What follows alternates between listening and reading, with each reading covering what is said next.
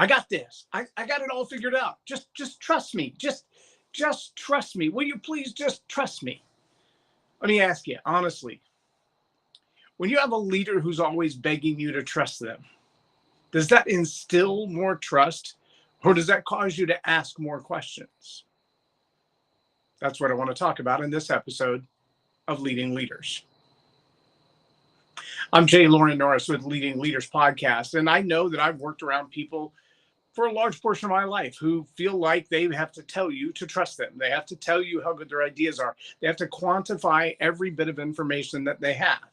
Maybe, like I was when I was in my 20s, I had to quote every source. I had to tell you what book it came from and quote the individual who said it and tell you what page it was on and the paragraph, and sometimes even show you. Now, I know it's absolutely imperative, especially in these days of fake news and fact checkers and false information and propaganda and straight up lies. It's absolutely imperative that if you have a declarative sentence and it is a fact-based sentence, you should be able to find the source for that as close to the original source as possible so that people can know that you didn't just make things up. It's also important to know, though, that the people who try to insist that you trust them, they have a reason for suspecting that you don't. And it's probably because they know in the back of their mind, they're not trustworthy. They're willing to say what needs to be said to get the result they want to get, and they don't care if what they had to say to get that result was truth or not, fact-based or not. They're perfectly okay with manipulating you and the facts and the truth. They play a little fast and loose with it. So the question would be, if you know that's the environment that we work in, you know that's the environment that we lead in, how can you lead differently? Well, there's a whole lot better ways to build genuine trust with people than to simply tell them, trust me, you have to trust me, you've got to trust me. And one of the ways to do that is to actually, here's a bizarre one, keep your word. Do what you say you're going to do. Demonstrate through integrity in action. Don't just say, I'm going to do X. I'm going to make this investment. I'm going to show up at this meeting. I'm going to change this policy. I'm going to make this change. I'm going to be a better person. I'm going to stop using that kind of language. I'm going to treat people better. When you make those declarations, here's an idea. Just do what you say you're going to do. It's called integrity. Integrity builds trust. Living up to your word used to be a thing that I remember back in the day when it was somebody shook your hand and they looked you in the eye, that strong grip of a handshake, that one or two pumps of a handshake, that look in the eye, that was as good for most people as a contract. If somebody said to you, I'm going to do this, I'm going to pay the bill, I'm going to borrow your tools and give them back in the same condition or better, I'm going to use your place and I will leave it better than I found it. You know, people go off-roading or deer hunting on somebody else's land and they expect that when you're done, that you haven't ripped down fences, dug up trees, left mud holes all over the place, destroyed the roadway, or killed animals that didn't need to be dead. That's part of integrity. It's part of, I'm going to do what I say I'm going to do. And when leaders can't be trusted because they haven't demonstrated that what they say they're going to do, they're actually going to do, well, then you have the problem of how do you build leadership? Remember, leadership is influence, nothing more and nothing less. Influence is based on people's ability to count on you to do what you say you're going to do. Trust. So if you want to influence people, you've got to build trust with people. You've got to build that trust by doing what you say you're going to do. Now, there are others who say, I don't have to have your trust. I can demand it. I don't care if you like me or not. You have to trust me. I don't care if you like me or not. You have to invest where I tell you to invest, buy what I tell you to buy, do what I tell you to do, go where I tell you to go, act the way I tell you to act, have the relationships I tell you to have, eat the food I tell you to eat, and they're going to completely control you. And you don't really get to choose whether or not you trust them. You don't get to decide if their advice or their ideas are the best. No, that's not yours to choose. Yours is to choose whether you do as you're told or you don't. That's control. That's manipulation. That's not trust. There are a lot of people who believe that if I can't get you to trust me to go along with my ideas, then I will just force you to.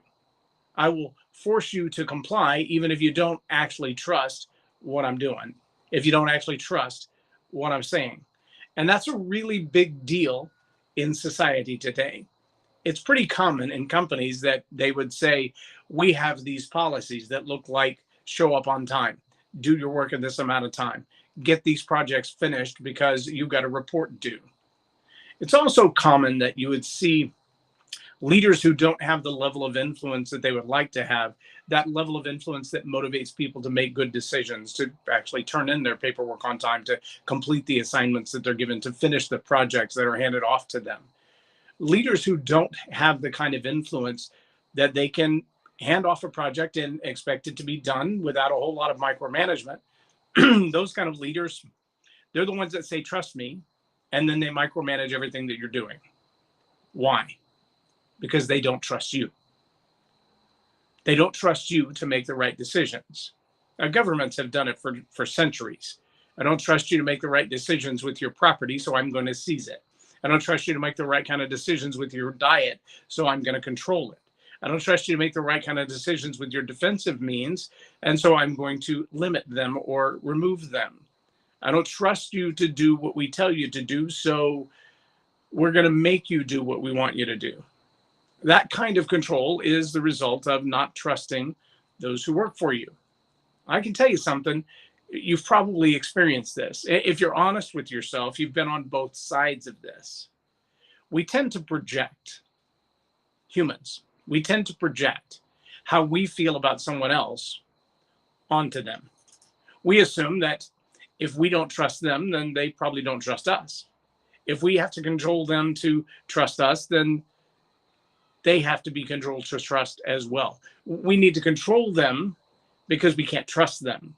We need to make them do what needs to be done and use force or threat or coercion because we can't trust them to make the good decision on their own, or even to make the same decision we would make. We can't get them to do what we want them to do through influence because we haven't built a relationship of trust. And because we don't trust them to do what we want done, we have a pretty good idea they don't trust us either. So here we go back to more control. Do you see that vicious cycle at work? The challenge for leaders is simple. Do what you say you're going to do. Lead the way you claim that you're going to lead. When you make a declaration, when you set a policy, when you institute some new ideas, when you launch a new project, stick by it the best you can. Now, everybody's going to make mistakes. Everybody's going to say, I'm going to make this goal to accomplish this by this date. And obstacles are going to come. And things are going to delay it. And the goal's probably not going to be reached exactly the way you wanted to. Some people reach every goal they set. Maybe those goals are too small. Maybe those goals are too easy. Maybe the task wasn't as stretch as they thought it was. But when you set a good goal that causes you to strive, causes you to work, causes you to stretch, causes you to grow, chances are you're going to miss some targets. Integrity doesn't say I'm 100% perfect on every goal that I set and reaching every goal that I set. It says I'm willing to admit what I've done right, what I've done wrong. I'm going to continue to push forward on this, knowing that even if I miss the goal, I don't abandon the project. Even if I miss the goal, I do things with integrity. Even if I miss the goal by a day, by a week, by a month, by a couple of dollars, by a budget figure, I'm still going to finish that goal to the best of my ability. But my integrity says I'm going to give it 100% of me. I'm not going to blame. I'm not going to excuse. I'm not going to quit. I'm not going to give up. I'm not going to divert or direct the attention to somebody else's failure. I'm going to take responsibility for my own. Even when you fail and miss a goal, you're building trust by doing what you said you're going to do. By sticking to your word and demonstrating integrity, you're building trust. That trust goes a long way. That trust builds influence. Leaders trust those who earn it, not those who demand it. Both of those above us and those that we lead. We need to learn to be trustworthy. In doing so, we'll find that we trust other people a whole lot more than when we demand trust of them. The same goes for respect. Trust and respect are very similar in the aspect that you can try to demand it, you can try to command it, you can even try to control it. But until you earn it, It's not real and it's not authentic. It's cajoled. Take the time as a leader to build trust, to build integrity. Ask the question of the people that you lead. Do you trust me? And then ask the real tough question. What is it that you trust me in or with the most? That one might cause you to have some sleepless nights for a couple of days while you get yourself right. But it's well worth the question. And just asking the question, do you trust me? And what do you trust me with the most?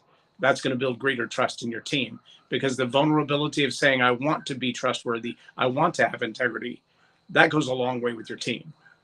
I'm Loren Norris with Leading Leaders Podcast for Tell It Like It Is TV. Have a blessed day.